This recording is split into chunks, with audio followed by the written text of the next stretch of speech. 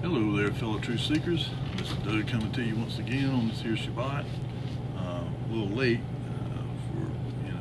really I guess it would be past Shabbat, but it's still Saturday and it's before midnight, so it depends on when you consider Shabbat begins. Most people that believe the Hebraic way, which would be from sundown to sundown. But anyway, it's Saturday night, about 11:38 on January 26th. I think the day's the 26th. It passes so fast I can't keep up with it. Yeah, no, the 24th. Excuse me. I just don't even try to keep up with it much anymore, unless I've got an appointment or something. But I hope all of you are doing well, and I actually want to talk about a couple different things tonight. But I had a discussion with some folks that come in here. I said that are they're believers and converted, but they're not seasoned in the Word, like I am. I mean, I've been studying it all my life, but man, I've really come to find that a lot of what I believed was just not so. I mean, part of deception. But one of the things we got discussing was about Lucifer and Satan, and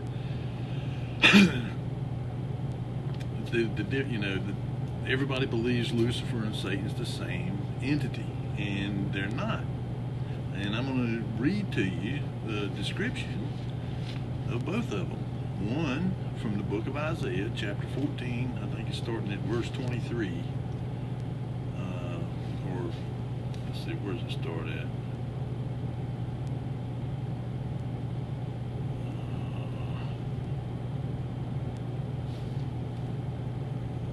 Actually, I had it there a while ago. I lost it. Here it is. It's chapter 14 of Isaiah, verse 12. How you have fallen from the Shamayim. This is the Hallelujah scripture. So it's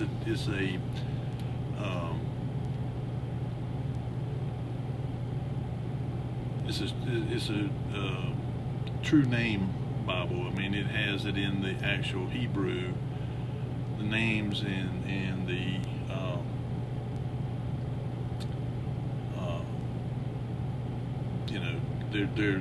they're the true Hebraic names instead of transliterated names. So, and it, like Shamayim is the heavens,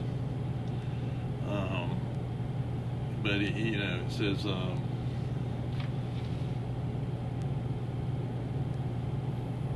how you have fallen from the Shamayim, O Hallel, son of the. Now they say son of the morning instead of Ben Shahar, but it's son of Shahar.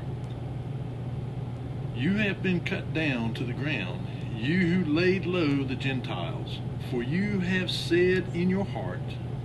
Now, in notice it says how you have fallen from the Shamayim.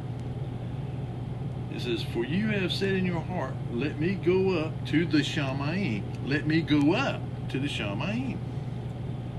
Let me raise my throne above the stars of El, and let me sit in the mount of meeting on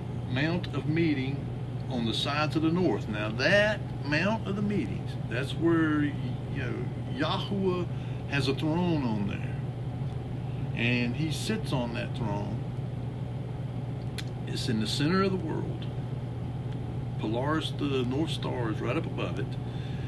And I put it in the shopping cart, and when I got a little extra money, I'm going to get it, but it's a map, a true flat earth map. And it shows the ice wall, it shows where that mountain is, and there's like 4 rivers there. That's where Eden was at. And there was no ice up there or nothing. That's a phenomenon of our time. I don't even think there was ice there during the millennial kingdom. That that is something that took place and happened after the release of Hasatan, and the mud floods and all that reset. That is one of the results of it. And, the weather's just kind of gone, he's, the Father just kind of just let it go, we get what we get. And, but let me finish reading this. It says, for you have said in your heart, let me go up to the Shamayim, let me raise my throne above the stars of El, and let me sit on the mount of meeting on the sides of the north. Let me go up above the heights of the clouds. Let me be like the Most High. And he wanted to go above the clouds. Well, above the clouds is where the luminaries are and the stars. And that mountain goes all the way up. I mean, it goes all the way up to the top of the dome. And so he wanted to go all the way up there. It says, and let me go up above the heights of the clouds. Let me be like the Most High. But you are brought down to the grave, to the sides of the pit. Those who see you stare at you and ponder over you, saying, is this the man who made the earth tremble, who shook reigns like powers, people that reign like a ruler or whatever, who made the world as a wilderness and destroyed its cities, who would not open the house of his prisoners? All the sovereigns of the Gentiles, all of them, were laid in esteem, everyone in his own house. But you have been thrown from your grave like an abominable branch, like the garment of those who are slain, thrust through with a sword, who go down to the stones of the pit, like a trampled corpse. You are not joined with them in burial, for you have destroyed your land and slain your people. Let the seed of evildoers never be mentioned. All right, so, and this to me, I think this is talking about back, before the flood, that he was ruling down here. He was Poseidon, and his 10 sons ruling, the world, the Gentiles, and all. And then we can look over here, and this is my King James here. This is talking about Satan. It says, let's see.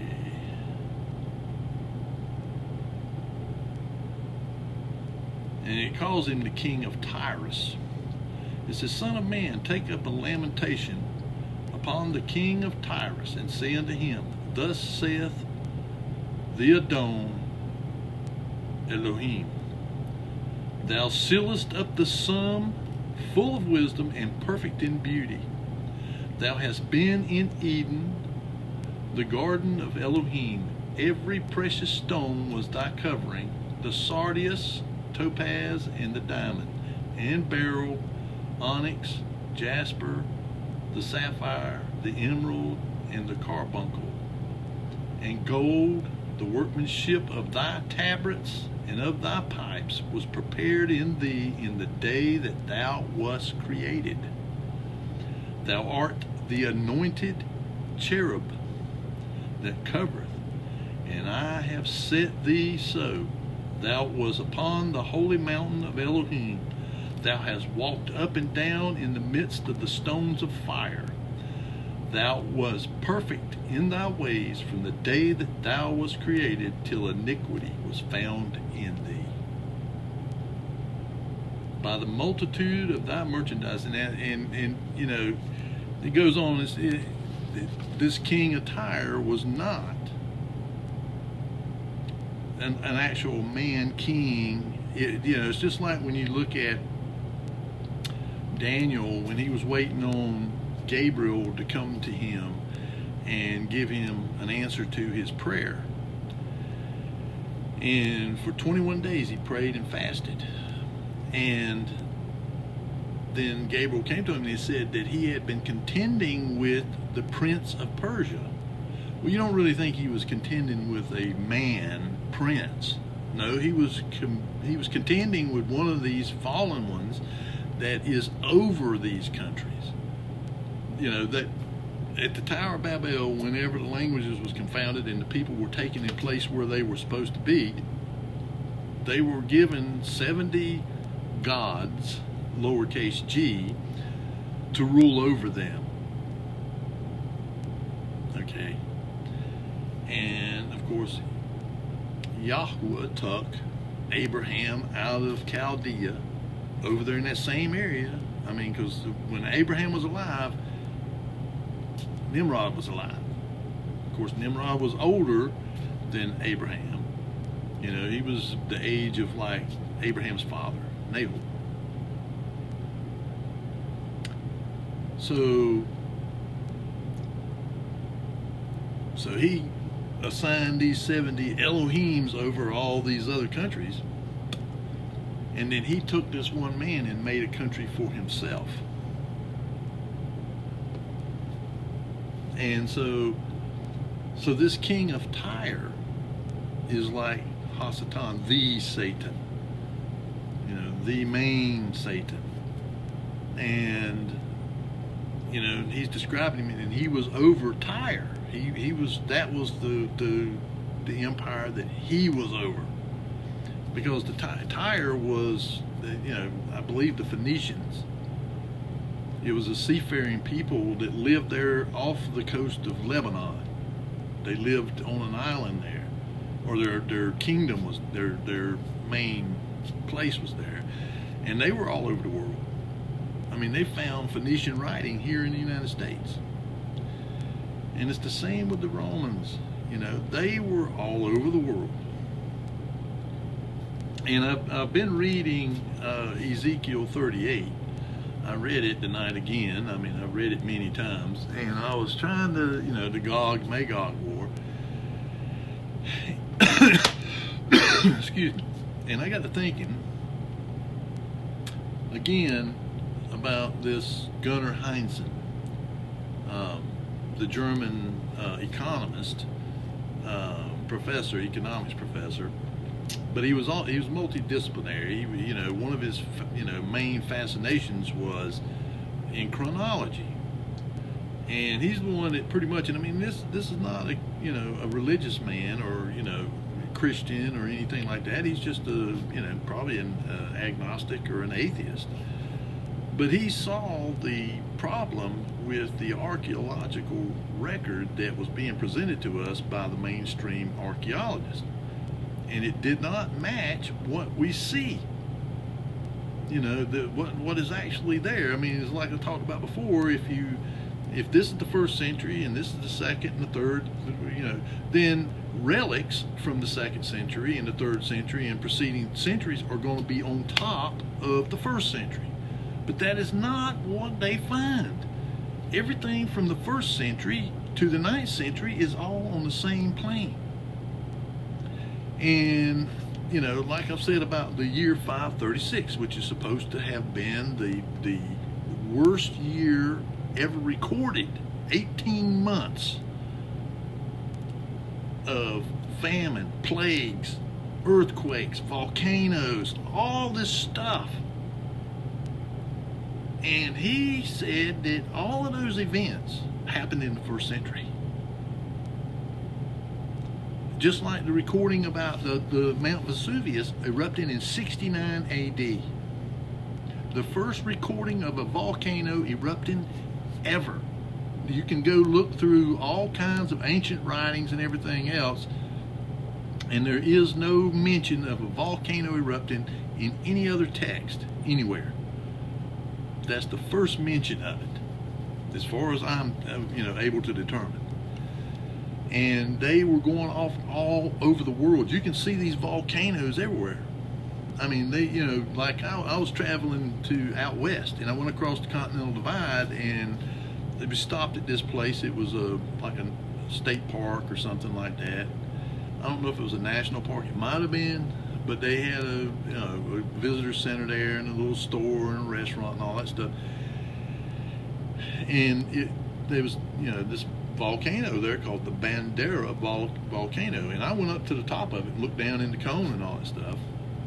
And when I was up there, you could look out, and they was volcanoes, you know, supposedly extinct or dormant, as far as you could see. I mean, all hundreds of them. And then you have these big ones like Yellowstone, this caldera, and then there's a caldera down there in Southern California. And California was an island. I mean, there's maps that show California at one time was an island, and it was called California, K-A-L-I, like the Hindu god Kali. And supposedly it had, you know, I don't know, I mean, this is considered mythology, but there was like an Amazonian tribe of women there, and they had griffins that could fly and go and capture men and stuff like that right there and bring them back to them so they could procreate, you know, and make them slaves and stuff. Whether they did or not, I don't know, but that's a legend. But I'm just saying, California had been an island, and that's the reason it's got that rift. That Rift Valley there is where it collided back into the continent, you know, I mean, from into the North American continent, and could, just by the same token, at any time it could break back away.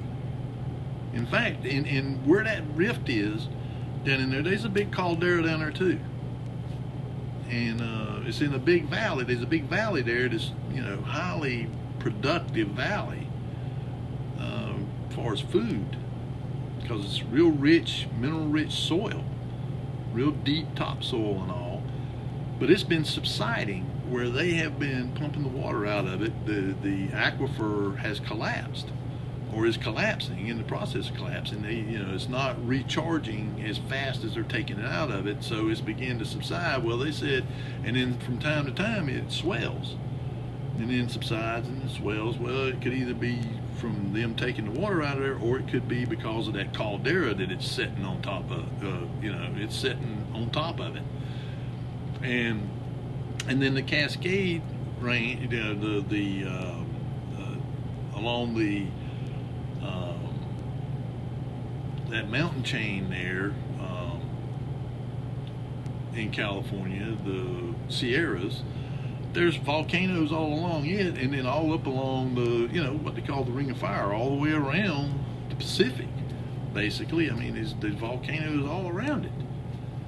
And so, and again, if something like that Yellowstone erupted, it would create a situation like what you see out west. I mean, if it was a catastrophic eruption,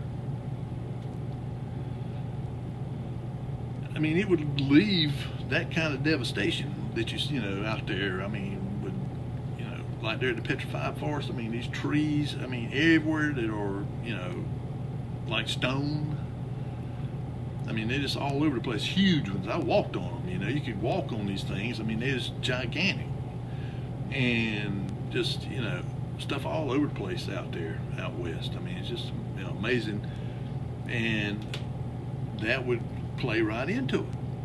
And then Genghis Khan going to Rome, scoping it out, going back and getting the Golden Horde together and coming back and attacking them. That was the Gog and Magog war. I mean, I got to reading it earlier, and it dawned on me but it was not in like the 4th century or something like that, or the 5th century. It was in the 1st century. And it talks about Togarma, Tubal, Meshach, Magog. They all gathered together, which that's Turkey, the Eastern European people, they all, what it is they were subjugated to Rome, and they just decided that they were going to, when they were at war over here with the Peloponnesians and the Jews, now's our time. And they decided to attack. And that would have included the Chinese. And they attacked over there. Well, it talks about how they, were just destroyed and by fire and brimstone. And again, I think it was nuclear, because that's what, when you look at fire and brimstone and you look at a nuclear blast, that's about like what it is. And so, I think that culminated, all those events that happened from the 1st century up to that 9th century really all happened in the 1st century. But when Hasatan was released, he had to stretch all those events out, make them look like they happened at different times so that people wouldn't put it together. Because if it was all happening in the 1st century and it was recorded that way, like Josephus and Tacitus, they recorded a lot of that stuff. And Pliny the Younger, he was there in Pompeii whenever Vesuvius exploded and erupted and destroyed Pompeii and Herculaneum. His father was killed in it. And Pliny the Elder was a historian and a naturalist. So, he recorded a lot of stuff and wrote, and his son had got a hold of all of his books and stuff. That's how we still have them, because his father carried him with him. He traveled in an entourage or whatever, because he was a, elitist or elite, because he was well known and well respected in the Roman Empire. And he recorded this stuff. And his son, he saw it. He saw this volcano erupt. And so,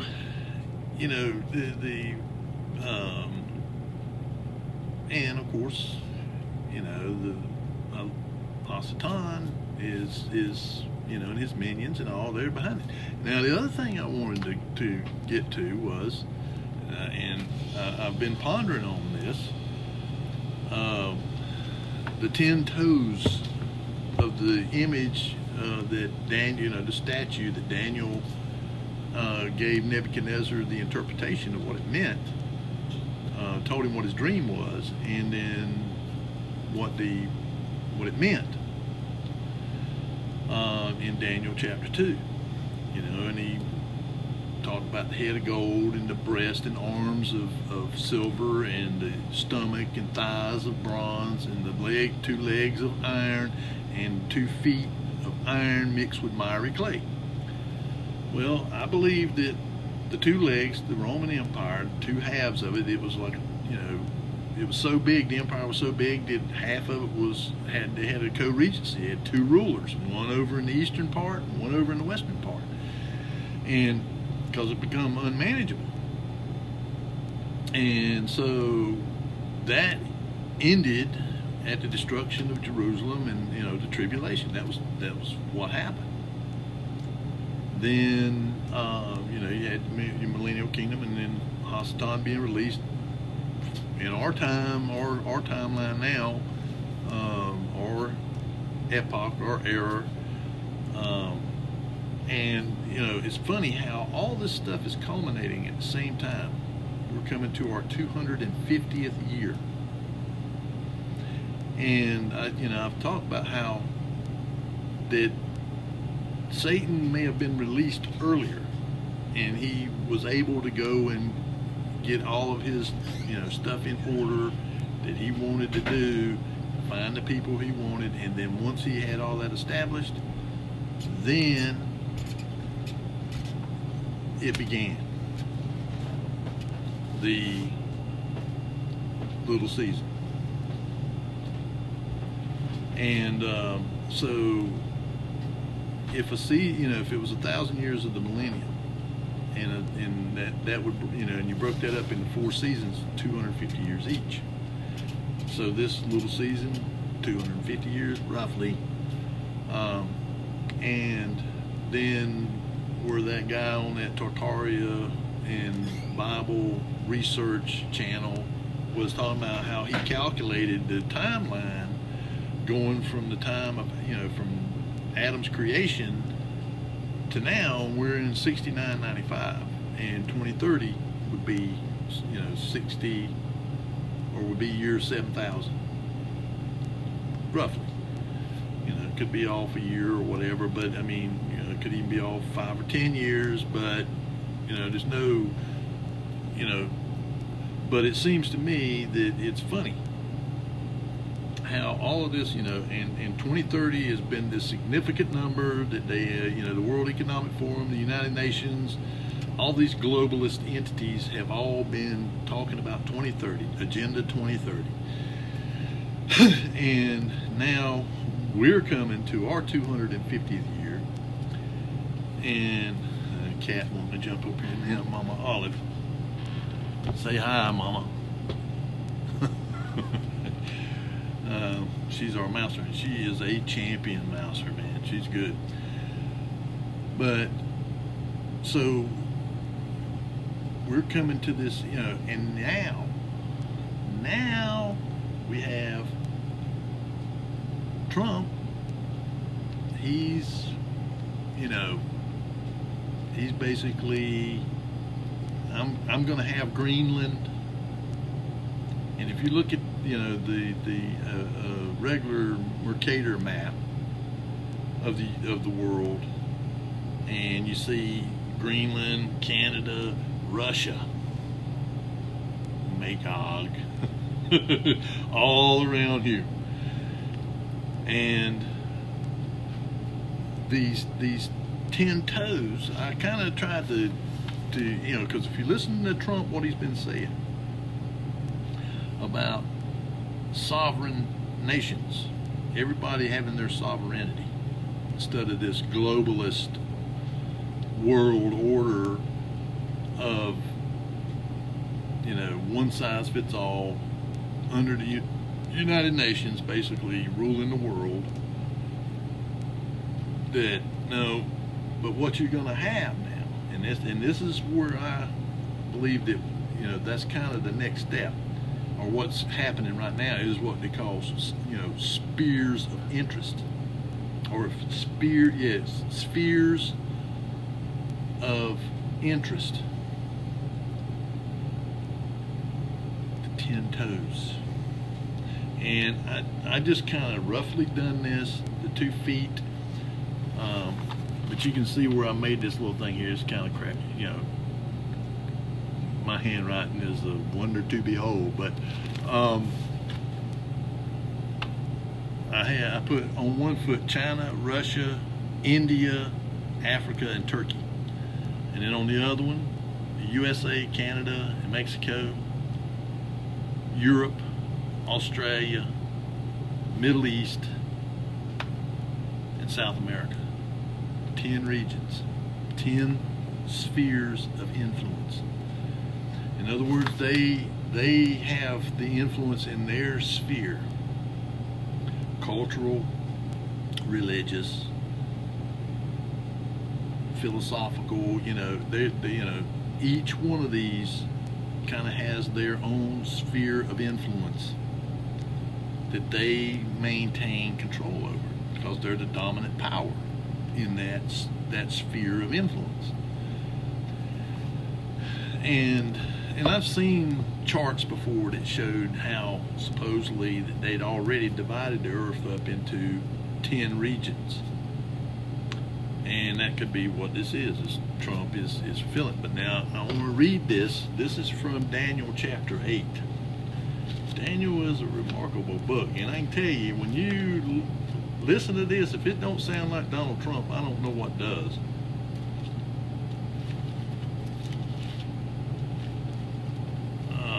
Chapter 8, I think it starts at verse 23. Alright. And in the latter time of their kingdom, when the transgressors are come to the full. Come to the full.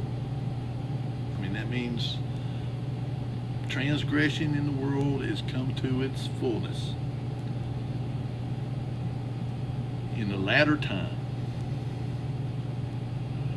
a king of fierce countenance. And you can catch, look on YouTube a lot of times and they'll have images of him. And I'm going to tell you what, man, there's times when he has got a really fierce looking countenance. I mean, really fearful. King of fierce countenance and understanding dark sentences shall stand up. And his power shall be mighty, but not by his own power. He's flexing the military. And they're revealing things, which I've known this all along. I've known it for years. I've told people for years that they have weapons that are beyond anything that we can imagine. Based off of previous military stuff. Directed energy weapons of all kinds, not just laser beams, sonic weapons, ultrasonic,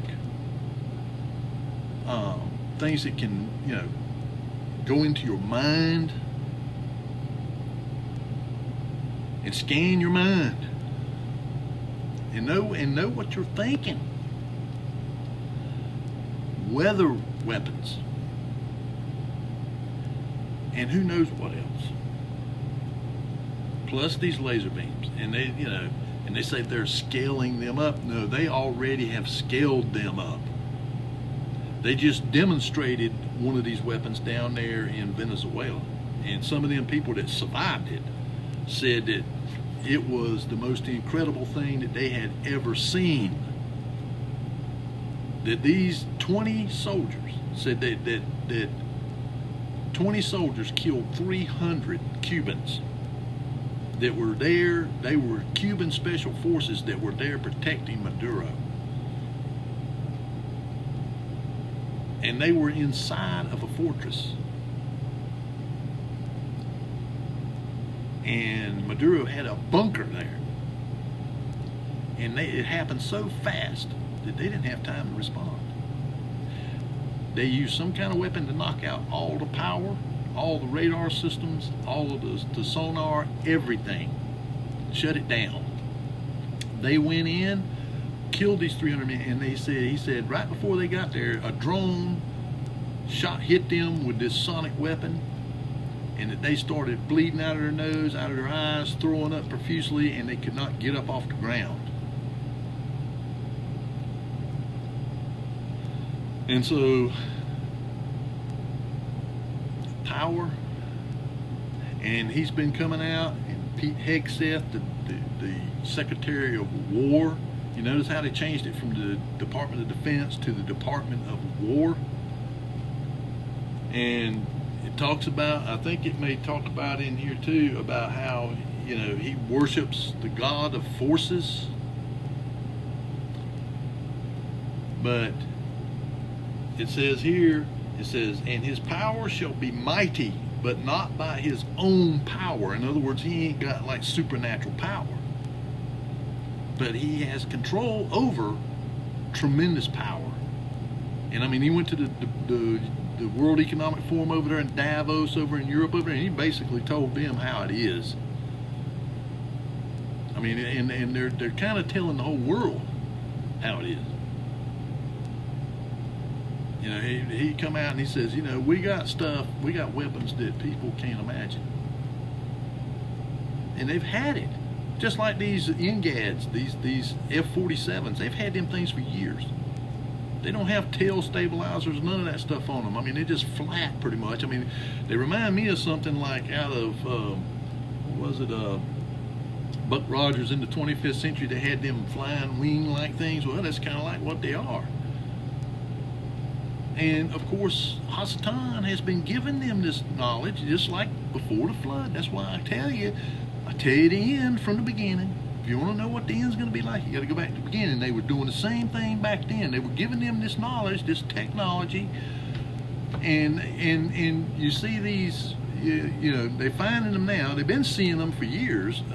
You know, like Eric Van Daniken and people like that were going and taking, you know, going on these expeditions down to Tiwanaku and Otoyama and all these, you know, different places down there in South America, and they'd be these carvings on there. It'd be like helicopters and planes and stuff, and then people down there saying, well, you know, we didn't build all this stuff. This stuff was already here. It was people from some time before that done all this. You know, because the mainstream that tries to hide the truth and cover it up and come up with these alternative loony, you know, yeah, they built these great big structures with, you know, copper chisels and bone hammers. Sure they did. You know, just like the Capitol up here in Washington. You know, if you look at Wikipedia, it says in there that they started building it in 1800 and they finished it in like 2 years. We couldn't finish that thing and build it in 20 years. Today, I mean, with the technology and all the machines and stuff that we got, we would have a hard time building a structure with that perfection, with that precision, and did that longevity. I mean, you know, 1,000, 1,500 years old, and still looks like it did 1,000, 1,500 years ago. I mean, we can't build it now. I mean, we're lucky if you know, 100 years, one of these buildings we built, they're tearing it down because it's, you know, it's about ready to fall down, so they got to tear it down before it does. I mean, nothing we build lasts like that. I mean, and that takes a level of skill that we just haven't got. And when you look at like before the flood, you had these people living extensively long lives, you know. I mean, 800, 900, maybe 1,000 years. We don't know. I mean, it only, you know, it records Methuselah 969 years, but we don't know that there wasn't some that lived longer than that. We don't know that to be a fact. Just that Methuselah was in that direct bloodline, you know, directly back to Adam. He was the eighth from Adam. So he was the firstborn. He was the firstborn son of Enoch. So his genetics and his lineage and all was directly back to Adam, firstborn. And so it preserved his, you know, but so that it follows, the Genesis account mainly follows that bloodline of the firstborn of the firstborn of the firstborn.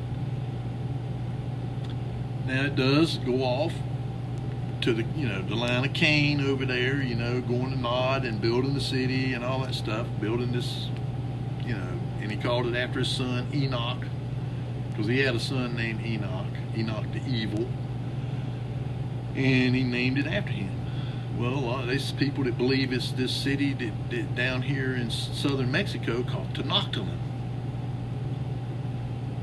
Whether it is or not, I don't know, but you know, they was a huge city, and I think like down there in the jungles of South America, they say there's hundreds of thousands of these structures down there, these pyramids and these other buildings that you know, they won't let people in there to explore them. They just have certain little areas where, like up there in Mexico, over there around the Cancun, over in that area over there, that peninsula over there, they will let tourists get off and go look at these ones up over here, these you know, and they say that it was, you know, the Incas or the Mayan or somebody or the Aztecs that built this stuff, and it wasn't. That stuff was from before the flood, and it just survived, and they repurposed it, reused it as long as they could, and then the jungles and stuff, when they grew back, you know, the foliage and all that stuff grew back, I mean, it just took them over. You know, because they would war and die, you know, have famines and stuff that kill, you know, or plagues or something that would wipe them out and stuff like that. And they just, you know, or sometimes they'd just abandon these places, you know, for whatever reason, they would abandon them. And So they, that kind of stuff, these people living these extremely long lives, they are also interacting with these fallen watchers that are giving them this forbidden knowledge and teaching them how to build these structures, how to build weapons, make weapons, and a lot of these, mainstream Christian eschatologists or whatever, they think, oh well, they was teaching them how to make swords and shields and bucklers and stuff like that. Oh no. They might have started out teaching them how to do that kind of stuff. But you got to figure, think about America 200 years, 250 years, where we come from, horses and buggies, to these shuttles and big aircraft and these huge ships and all of this stuff, and computers, lasers, these energy weapons, these extremely fast aircraft, all of this stuff in just a couple hundred years. And a lot of it was stuff that we found. And it just took them time to reverse engineer it and figure out how to use it, how to work it, along with some help from Hasatan and his buddies. They were doing the same thing that they were doing back then. They were, and whoever was willing to go along with them, they were willing to give them this technology.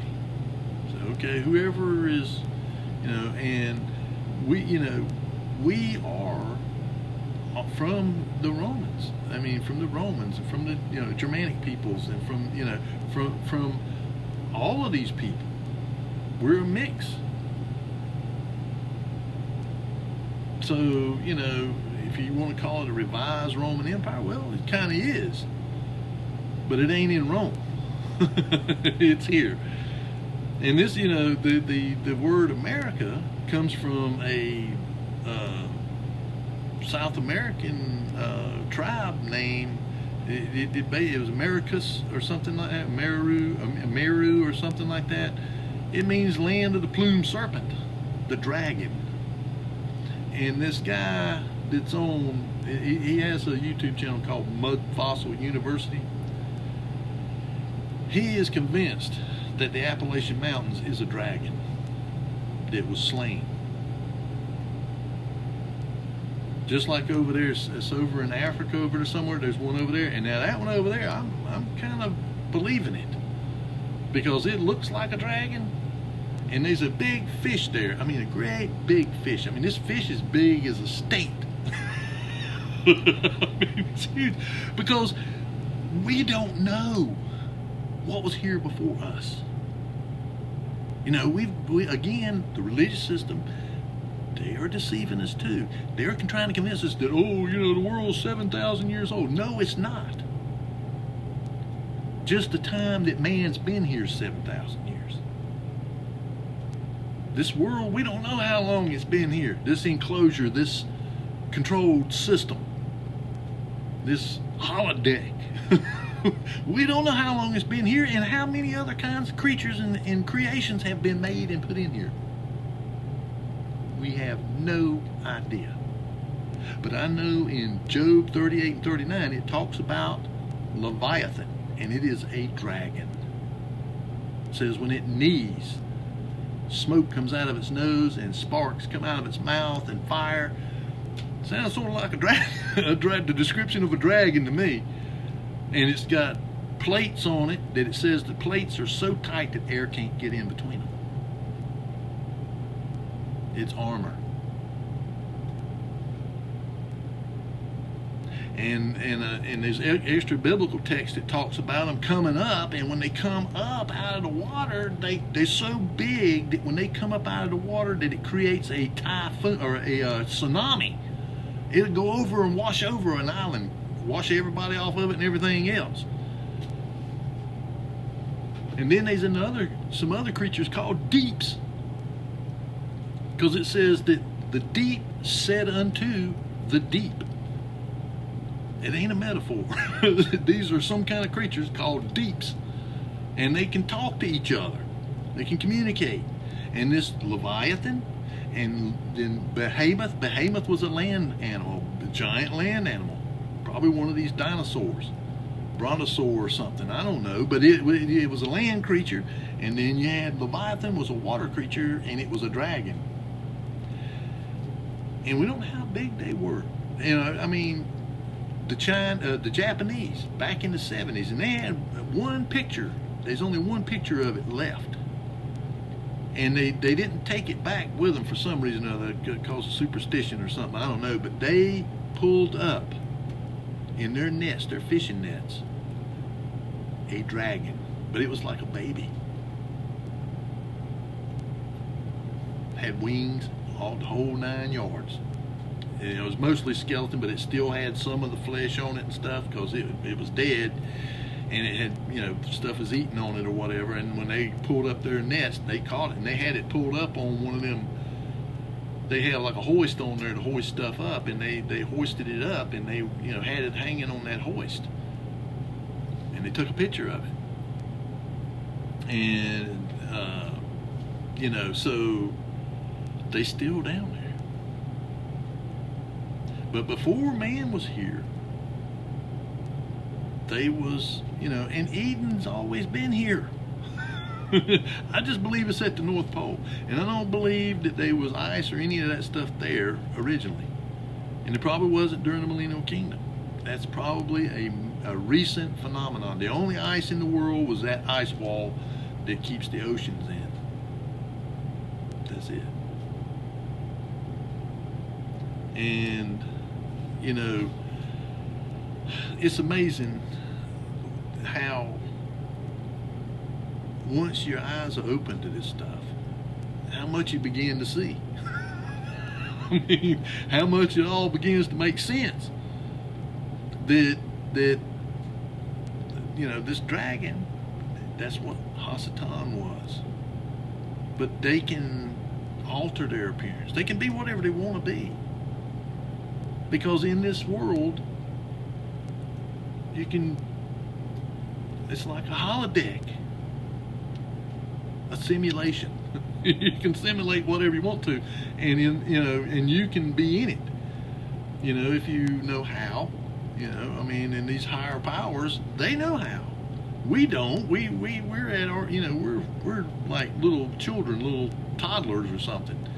We just, you know, we just know enough to be dangerous. That's all. You know, I mean, and that's why we're in here in this simulation, is so that we can't do any real damage. Everything's being simulated. It, you know, it appears like we're doing something that dangerous, but the real us, the real everybody, you know, is spirit. And, you know, so if we destroy this flesh, I mean, it's just a simulation. Yeah, it seems real to us and all that, you know. I mean, and you know, it has tactile senses and stuff. But the you know, the real us is a spiritual. We're spiritual, and so if we knew how, if we understood the ins and outs of this system, then we could make ourselves appear as anything we wanted to appear as. A dragon, a dinosaur, you know, house cat. I mean, you could you know, make yourself appear any way you wanted. You know, and of course, that's how they chose to appear. You know, did he create them as that to begin with? I don't know. Maybe. And because they lived in the water, you know, flood didn't bother them. You know, they could go right on like they always did. Same thing with like fish and stuff. I mean, you know, it didn't affect, you know, he didn't have to take none of them on the ark. But what he did take on there was all just little small animals, babies or whatever, you know, toddler, you know, weaned animals.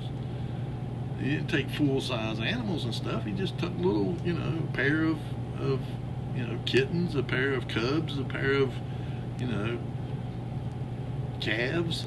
I mean, whatever, you know. I mean, they were just small, you know, so that they didn't eat that much and they didn't take up as much space. Just that simple. And they came They came there to Noah, and the ones that faced him, he took on board. The ones that turned their back, he left. Because those were ones that were, they were animals that were contaminated. They had been genetically altered in some way. The ones that actually went on the ark were the ones that had not yet been genetically modified. And if you see all this stuff that's going on now with genetic modifications and bioengineering, and they're building these facilities everywhere, man. So they're really ramping it up. And I just seen somewhere where they said that, I don't know if you know what CRISPR is, CRISPR-Cas9, but it's a way that they can go in there and they can take strands of DNA out and put strands of DNA back in there of other kinds.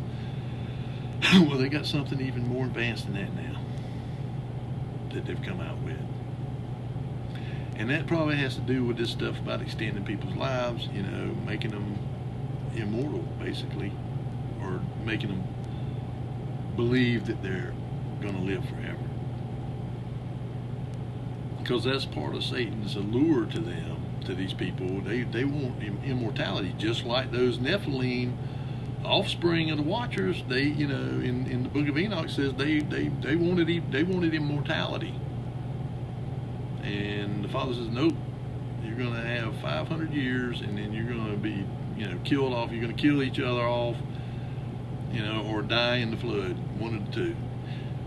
And then there's other things where people get I was watching this, kind of looked at a little bit of this video, and I turned off of it, but this guy was saying, oh yeah, and he numbered men's our lifespans to 120 years there in Genesis.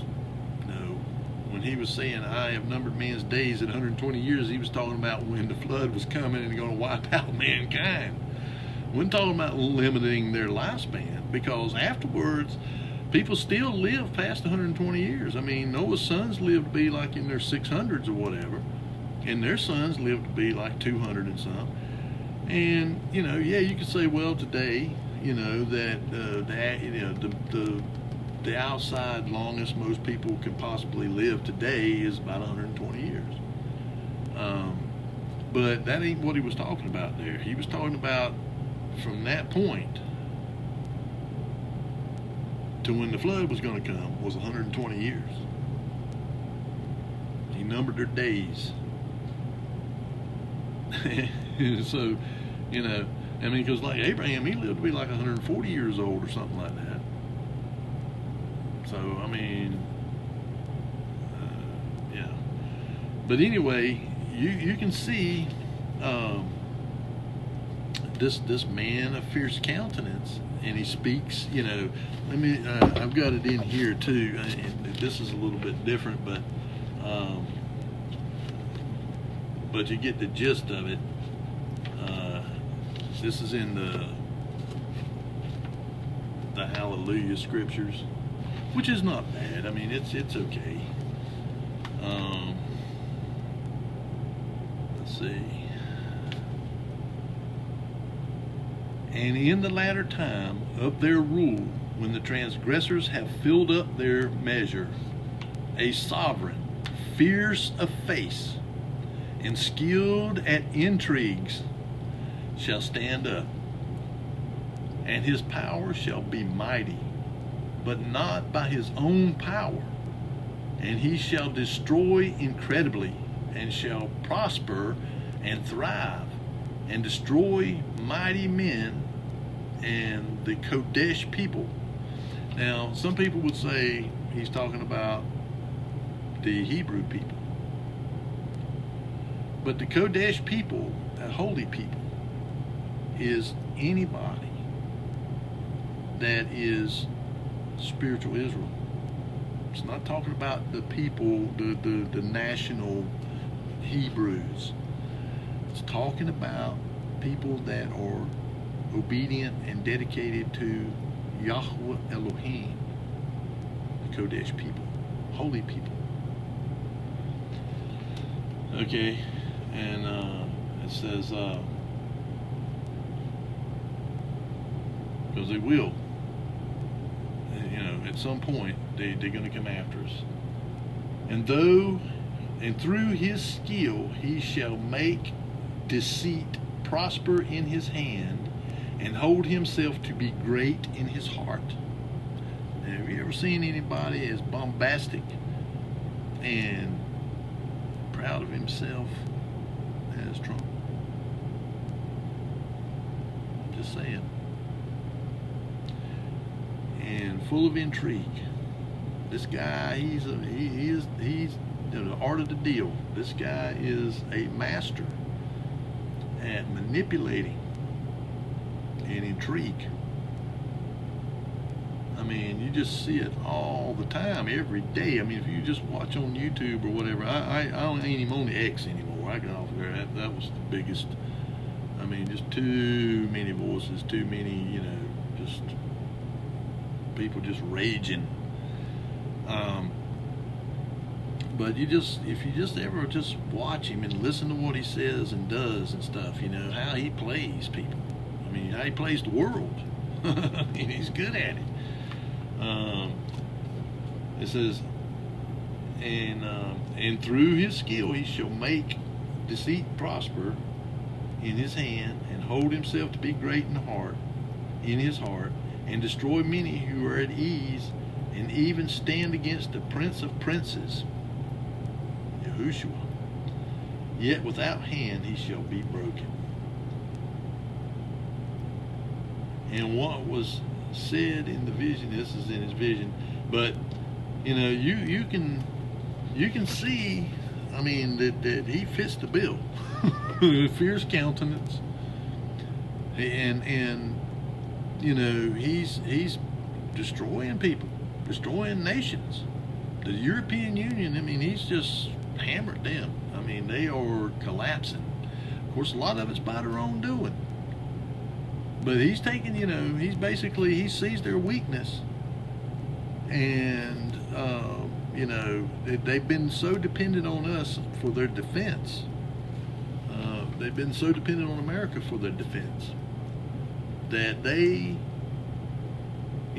just concentrate. They basically become like a welfare state. Take care of everybody's. Everybody's got everything they need, and they basically spent nothing on their defense. But they can, they build all these nice high-speed rail lines and these big long tunnels all over the place, and interconnecting everybody, and nice highways and roads, while ours is over here falling apart because we're spending all this money on military. But it ain't just on military, it's on all this fraud and embezzlement and the political cronies and all, handing out money to all these people so they'll vote for them and stuff, so to keep them in power. And of course, he's crushing all that. And that, to me, where I've talked about in the book of 2nd Esdras. I wished I had a copy of the Apocrypha and the Pseudepigrapha, so I could, I've got it on the phone, but it's so small, it's harder to look at it and stuff. But in 2nd Esdras, where it talks about this eagle, if you look at that eagle, I believe that eagle started after the fall of Babel. That it was kingdoms and powers that, because as you read through it, all along these feathers are being plucked out, and these heads plucked off, and till you get up to the end there where there's just these 3 heads, and that represents now these 3 heads. The one head, the right head, is biting off the left head, and that's this globalist world order, this liberal global world order, leftist, whatever, that's collapsing. I mean, them people over at the WF, they're like, yeah, okay, yeah, you're right, it is, because Trump's, he's going in there, I will give him this. He tells them like it is. He tells them that this, y'all are culturally your cultural and religious heritage is collapsing because you have allowed the unfettered mass immigration of people that are not compatible with you. You're going to disappear. You're going to disappear as a people because, you know, you can't have that. And I've talked about that here. You know, he stopped it, and they're you know, getting rid of these, moving these people, you know, making them leave. And the ones that don't want to willingly leave, they're going and rounding them up and they're hauling them out because they are not compatible. They're you know, their religious beliefs and their, you know, their cultural beliefs and stuff like that. You know, if they cannot assimilate, then, you know, they don't need, you know, if they're going to come in here and cause havoc, crime, commit fraud, you know, and all that stuff, and these political people, you know, that are helping them to do it, so they just want the voters, you know, and to replace us. Now, I'm not trying to get political here because I'm just trying to point out, you know, the how this is kind of playing into that stuff. How, you know, that this man rises up, this man comes up, and this is something funny too. There's a book, The Last President, and it, you know, and it specifically says it's a Trump. This book's like 100 years old, over 100 years, which I believe he is. I believe Trump's the last president we're going to ever have. You know, because he, you know, there's a lot of people that are, you know, saying that, you know, because they say, oh, well, he can't run again. He's, you know, two times, yeah, consecutively. Well, he hasn't run, you know, been in office twice consecutively. He had a 4-year lull there. You know, so he could, you know, he could say, hey, well, I wasn't in there two terms consecutively. But I mean, it fits the bill of Daniel 8. He fits the bill exactly. And he let me see, you know, now that was out of the Hallelujah Scriptures. Let me read what it says in Daniel in here in the KJV. All right, and in the latter time of their kingdom, when the transgressors are come to their full, a king of fierce countenance and understanding dark sentences shall stand up, and his power shall be mighty, but not by his own power, and he shall destroy wonderfully and shall prosper. And you know, I was listening to Scott Bessent, his Treasury Secretary, and he was saying, you know, that the inflation rate is down to the lowest it's been, you know, in 4 or 5 years. I mean, since the last time he was in there, it's down to like 2.5% or something like that, and like the core inflation. And right now, our GDP growth rate is 5.4%. I mean, we haven't seen 5.4% growth in, you know, GDP in a long time. And in the stock market in the last year has set 52 record highs. And he got commitments for almost $20 trillion in investment in the United States, more than the rest of the world combined. So, you know, things prosper in this man's hands. I mean, it just, you know, but that's how they get you to go along, you see. That's what I've talked about before, is like one side, the left-hand path, they want to make you go. The other side wants to just bring you along for the ride. Come on, man, follow me. We'll prosper, man. We'll have a good time, you know. The other one's like, go, or I'm gonna bust your head, you know. And you know, basically wants, you know, both of them lead to the same outcome, destruction. But it's just the way in which they lead you there. And it says, you know, and shall prosper and practice and shall destroy the mighty and the holy people, the Kodesh people. That's the people that know what's going on, that won't go along. The true believers, the truly converted. They're going to come after us. Now there'll be Christians that they just let go right on. You know, the religion. Because they're all about protecting Christians, you know, certain ones. See, that's why I don't even associate with that title. I'm of the way. And it says, and through his policy, also he shall cause craft to prosper. Industry. That's craft, you know. Industry. To prosper. In his hand. And he shall magnify himself in his heart. And by peace shall destroy many. He shall also stand up against the prince of princes, but he shall be broken without hand. Now,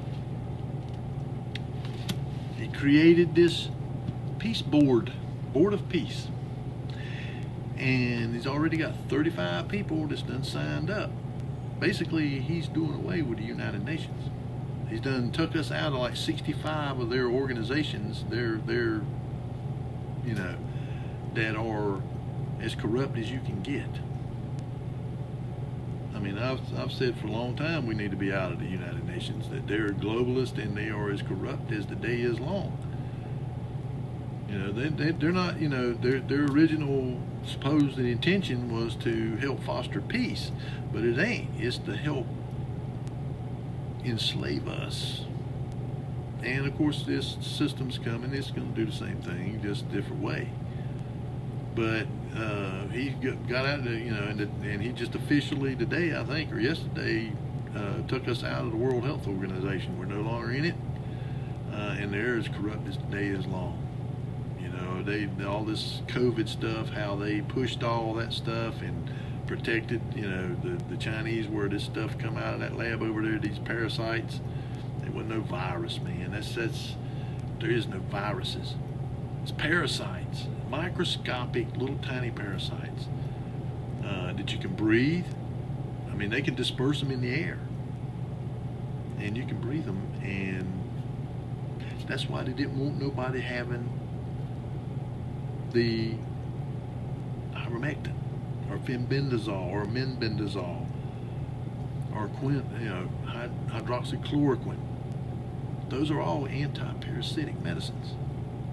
Why would you not want people to? Because they didn't want you to get well. And then when they put people on these ventilators, what did it do? It pushed them further down into your lungs. That's why all the people they put on them ventilators died. Everybody, including Rob Skiba. And of course, this is all coming out. I will say that's one thing, you know, that you know, of course they, you know, bringing out a bunch of truth, but they, you know, also is a lot of deception mixed in with it. And that's what I've talked about, you know, before, about how you can be, the truth and a lie can be right side by side, and you can't hardly tell the difference. There's so much truth in this lie. 99.9% of it's true, and the 1/10 of 1% is not. And if it's 1/10% not true, then it's not true at all. But that's how Satan works. He uses a little bit of, you know, a lot of truth and a little bit of lie, and that's all it takes to deceive you. That's where discernment comes in. Discernment is how you can tell the difference. The majority of things you're going to deal with truth-wise, they're truisms. They are demonstrably true within themselves. You can, you know, the sky is blue and it's blue. Grass is green, it's green, and you don't have to argue about it. Yeah, there may be some contrarians that say, no, the grass is blue, the sky is black. You know, but in reality, our common reality. We understand that the sky is blue and the grass is green. So it's a truism. But there is some truths and lies that it's hard to discern between the two. It's just like with our timeline, the calendars, heliocentric cosmology, evolution. I mean, all these things that they bring out, you know, the big guns, and they lay, you know, trust the science. And they give you 99% of the truth, and 1% of it is a deceptive lie. And if it's a little bit, you know, if it's a tenth of a percent lie, then it's all a lie. No matter how much truth is mixed in with it. It's either 100% true or it's not true. And that's what, you know, and because you'll have people that's going to say, you know, what does all this stuff matter? You know, the only thing that matters is you know, Yahushua, and that he died and was buried and resurrected, and that, you know, he redeemed us. That's true. That is, you know, of paramount importance. But all truth is important. Knowing the truth. Not buying into lies. And, you know, exposing it. Exposing the lies. Because it might not matter to you, but it may matter to somebody. That once their eyes are opened up and they see the real truth of something, it changes their whole way of looking at everything. And they begin to look for truth. And so that's what I'm doing. That's what you're doing if you're watching this. That's what you're looking for, is you're looking for truth. And I want to see it all exposed. I want to know all the truth. Not just a part of it. I want to know it all. I don't want to be deceived. And so, you know, it matters. Because if they're telling you something that's contrary to what our Creator is telling us, then we need to know the truth of it. So that we can rebuke them and rebut their lies. I mean, that's, you know, that is one of the things that we are called to do. And that's why they're going to come after us eventually. You know, the people that are exposing the truth. And there's a lot of stuff they're going to come out and start admitting about it. Because they know that people know. Like, I'm pretty sure they're going to end up telling us, yes, that we're, you know, we're in a dome. There's an ice wall around us. But what they're going to tell us is that these entities outside, they got us trapped in here. They won't let us out. We need to go against them. You know, these aliens. And that's where it says he goes against the Kodesh people. Well, the Kodesh people can also be those saints that's talking about in Revelation 20, where Gog and Magog. Well, if you look on the map, it shows you Russia's all right here, man. It's right there. But it ain't just them. It says they come from the breadth, you know, the four corners of the earth. And they surround the camp of the saints in the holy city, the Kodesh city. And as I've said, I believe the Kodesh city is the New Jerusalem. That it's cloaked. That we can't see it because it's cloaked. It just blends in with the world around it. But I think it comes down over that magnetic mountain. It just comes right straight down. I mean, that's what powers it. It you know, it's magnetically powered. You know, comes down, electromagnetically powered, comes down and sits down here, and that's where he's going to rule. You know, where he's ruling from. And they all over, the saints. They live there, but they all over the world. They're going around working, doing stuff. They're not just sitting there. You know, they're intervening and stuff in ways in the world. I mean, that's why, you know, Paul says, you know, always entertain strangers, for you know not whether you're entertaining angels. Well, you could be entertaining angels, or you could be entertaining these saints. They are around too. And they're coming, you know, they come whenever people pray and are looking for help, you know, from Yahweh, from Yahushua. He sends these people. He sends the Malachim, the angels. And, you know, at least that's what I believe, you know. And of course, I can't make anybody believe anything. I don't try to make anybody believe anything.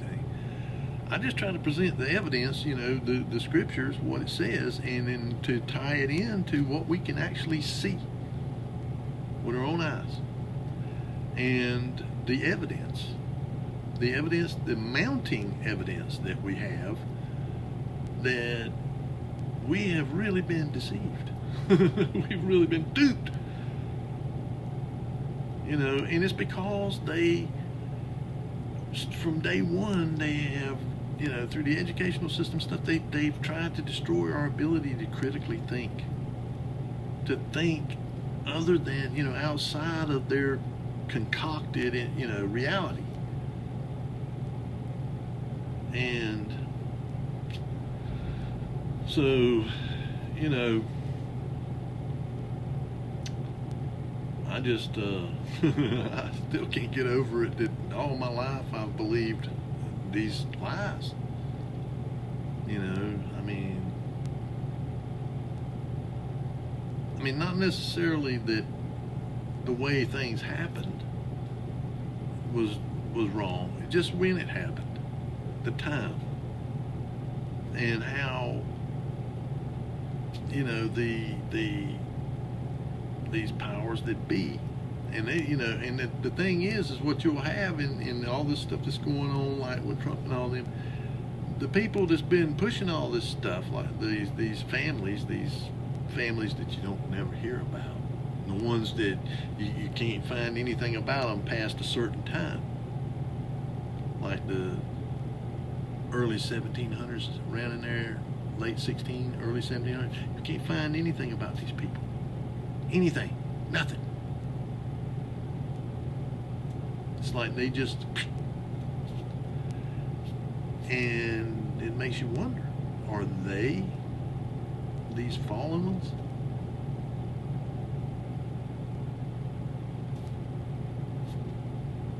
Or are they the ones that they have mingled with? You know, they're in Daniel chapter 2. They shall mingle themselves with the seed of men, but they shall not cleave to one another, even as iron does not cleave to miry clay. I mean, who is the they that are mingling with the seed of men?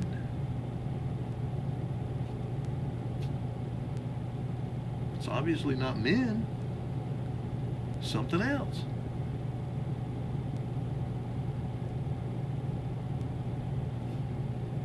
Mingling, you know, interacting with us, but they appear like people. You know, you just think they're people, but they're not.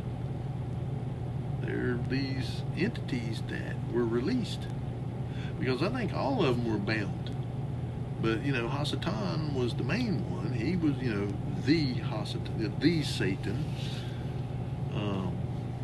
was bound, and then his cronies with him.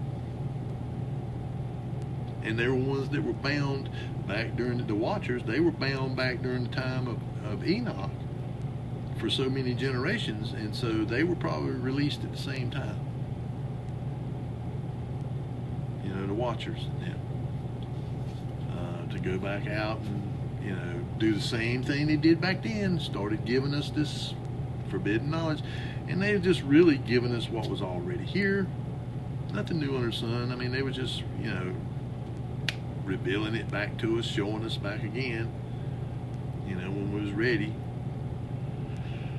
when there'd be somebody come along that could understand it.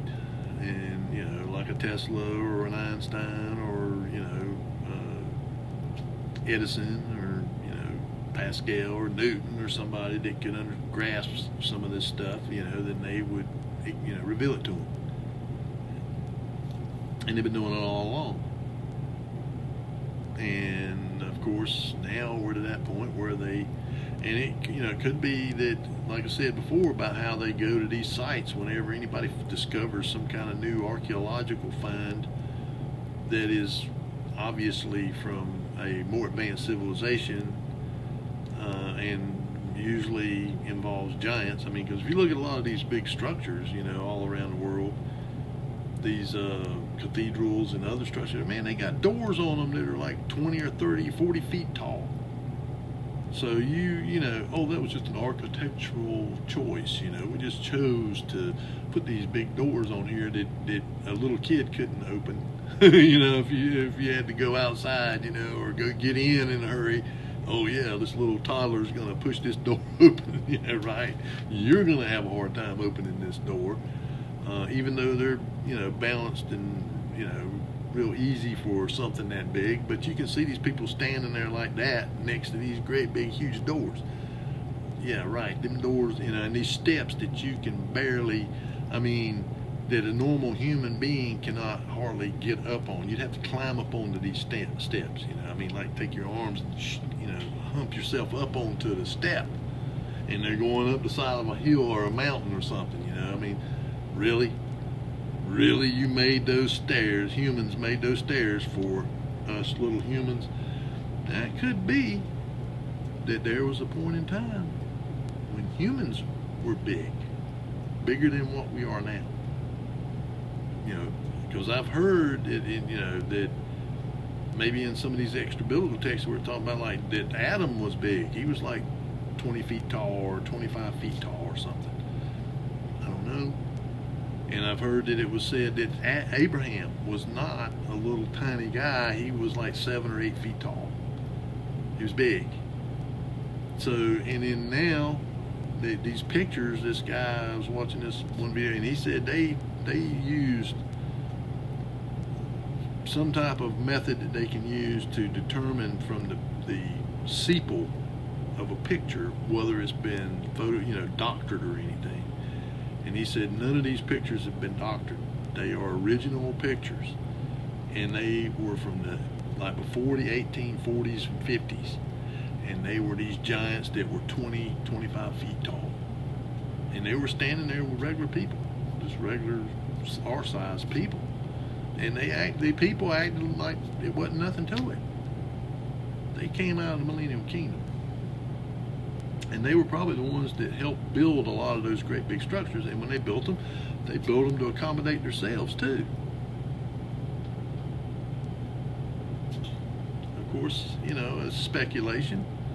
I don't know for sure. But, you know, and they've tried to hide this stuff. They tried, you know, like on the internet, they're trying to weed out stuff like that, but they can't do it. You know, there's just too many people that have downloaded it off the internet or whatever, or screenshot it or whatever, and they've got it. You know, I mean, yeah, they can still go ahead and try to get rid of it and, you know, erase it or put a block on it or something.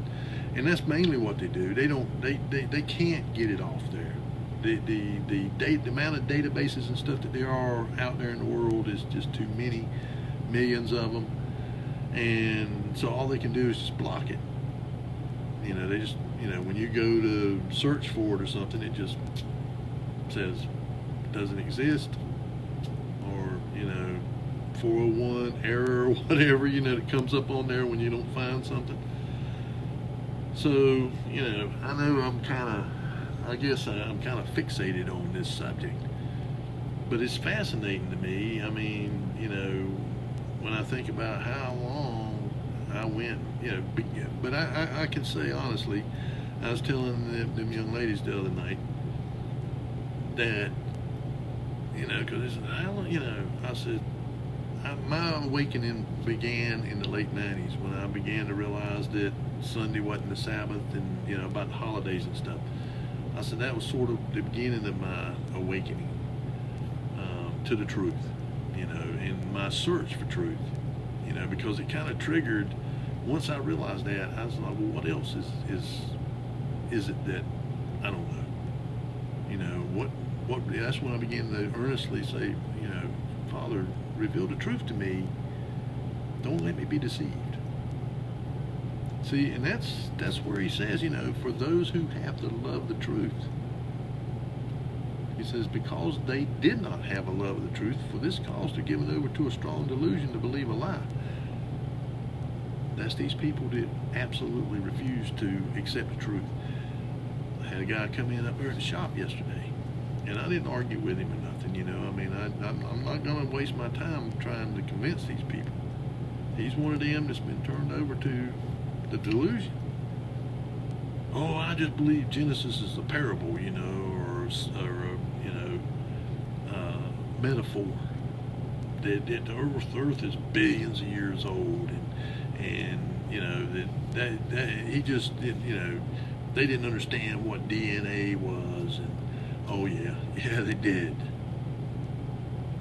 because they were making chimeras, and they made these Neanderthals or Jindus or whatever they called them, subhumans, and they had changed animals and plants and insects and everything else. The whole earth had become corrupted. The whole earth. And it wasn't talking about sin. Yeah, that was part of it. No, it had been genetically corrupted. The only one, that's the reason it says Noah was perfect in his generations, in his genetics. You don't get no clearer than that. But that's just what I'm talking about. Going back to that, I never thought about none of that stuff. And I read it. I had read that so many times, it's not funny. I mean, I try to read through the whole Bible. I don't set a specific time, like if I'm going to read through it in a year or whatever. I just start reading it, and I read a couple of chapters at a time. Sometimes I might just read one, like if I'm tired or feel bad or something. Sometimes I might read three. It just depends. But I'll get through Revelation and I go back to Genesis and start again. And all along, for stuff like this here, I'll read a chapter of something else. I'll go, or if I'm thinking about something, I'll go say, well, let me go see what that says, good thing about these phones is you can get on there I use DuckDuckGo instead of Google, but I get on there and I just remember certain words from a verse or something like that, and I put them in there and it'll bring up that verse. Makes it kind of, this is one of the times where technology has its place for good, but I noticed one thing like about some of these YouTube channels now. And the people that have channels, they don't have nothing to do with it. They don't have nothing to do with what YouTube decides to advertise on their channel. Now, you can block them from advertising on your channel, but you get demonetized or whatever, which I don't care about that kind of stuff. I don't have none. No, I don't think they're putting any kind of commercials online. I hope they ain't. But, they're using some really vulgar language. Really vulgar. And, it makes me, but you don't know when you go to watch the video or whatever that's going to pop up on there. So what I've turned to doing is I turn it down until it comes on, and if it just goes straight to the video and it don't go to a commercial, then I'll turn the volume on up, and maybe back it up, or whatever to get back to the beginning. But it's just this one, especially promoting some kind of sexual stimulant or whatever, and they use the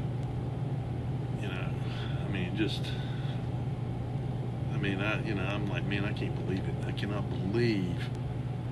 And there may be a filter on here somewhere I can go in and block that stuff, or any kind of vulgarity or something. I don't know.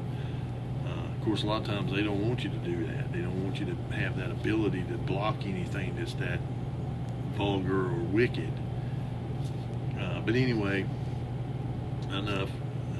But I kind of just wanted to throw some of those things out there. So you can, especially about the Lucifer and the Satan thing there, so people can understand that they are two different entities. They're not the same entity.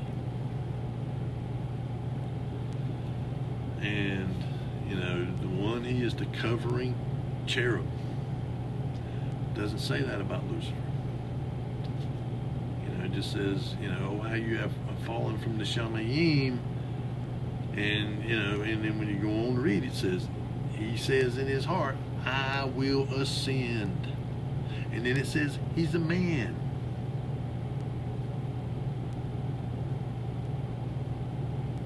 Okay, he's a Nephilim. He is a hybrid. But he has the appearance of a man. As where and when it talks about Satan, the king of Tyre, being in Eden, he was perfect in all his ways until iniquity was found in him. It talks about how great he was, how he was covered, with all those gemstones and gold and all that stuff, and his pipes, talking about his vocal cords. He led people in praise and singing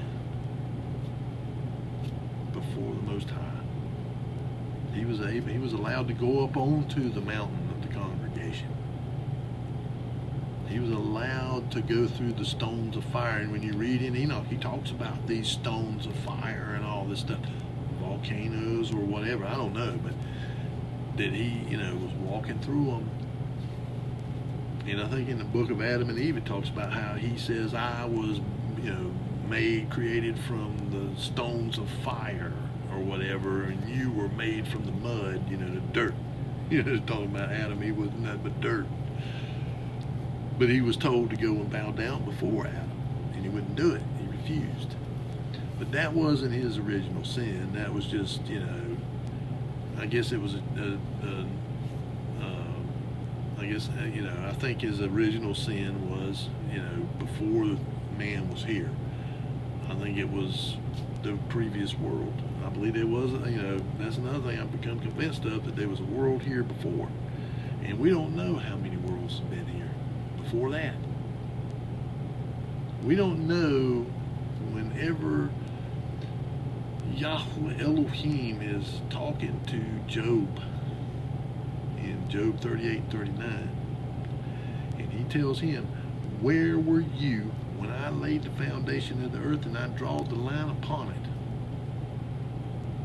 And he talks about the morning stars, and he talks about the sun, the B'nai Ha-Elohim, the sons of God. He talks about them. Because these people, they would try to say, the angels and all, everything was created at the same time. No, it wasn't. No, they were created way before us, and we don't know when that was. We don't know how ancient they are. These created, the B'nai Ha-Elohim, the sons of God, and these morning stars. And notice, it's stars, more than one of them. So, Lucifer, it says, Halal ben Shahar, son of the morning. He was the son of one of them morning stars, of which Hasatan, Satan, was one of them. He was a morning star. But you can't, he has to reveal this stuff to you. You have to open your eyes to see it. Some of it, I've never heard nobody else put it together. I mean, and I've watched different things here and there, just to see what other people have to say. I'm not opposed to listening to other people. But if I, listen to them and what they say is contrary, it doesn't make sense, I go on. And same thing with you. If you think I'm talking out my, keister, and that it doesn't make sense, I just tell you, do your own homework, do your own study, do your praying, fasting, ask to know the truth. And you know, he says he will give it to you liberally, wisdom and truth, if you want it, but you got to really want it. And so I need to cut this on off because it's getting this hour and 33 minutes. I try not to go this long, but sometimes you just can't help it. Just they do that. But anyway, don't believe what I tell you. Do your own homework. Go and find the truth for yourself. I want to stimulate you to think, to think about it. And go read it and see what it says to you.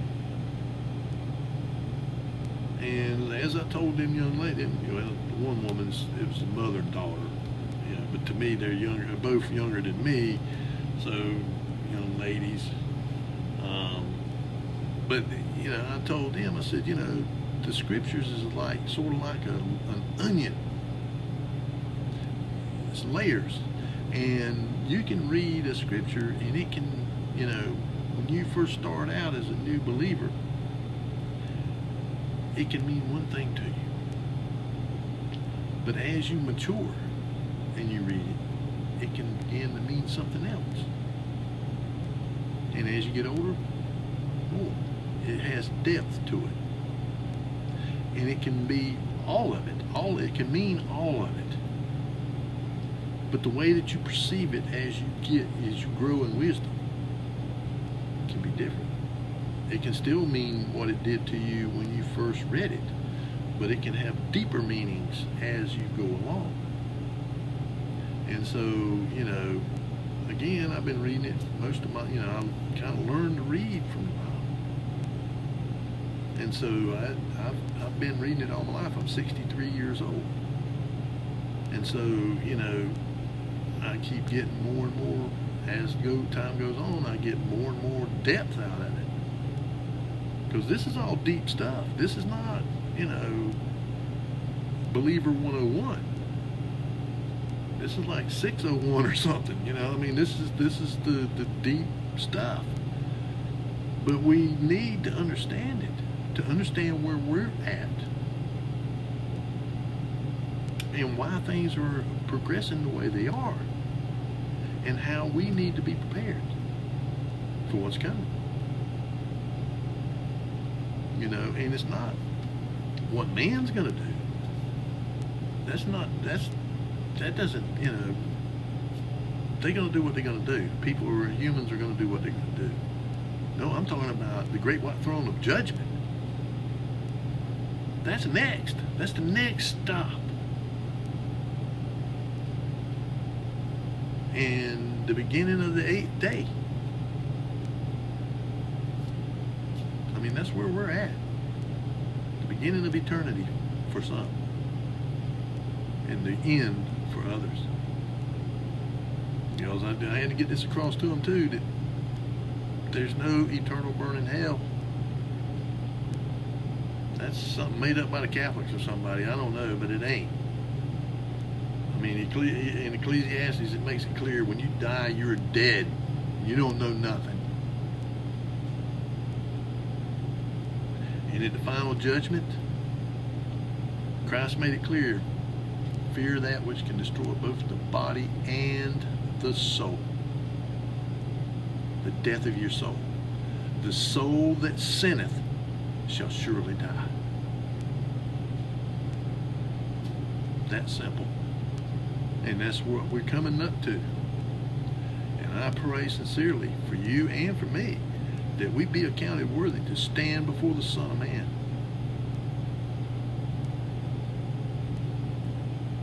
In righteousness. And that means, obedience. He wants our obedience above everything else. Yahushua was obedient in all things. And he's our example.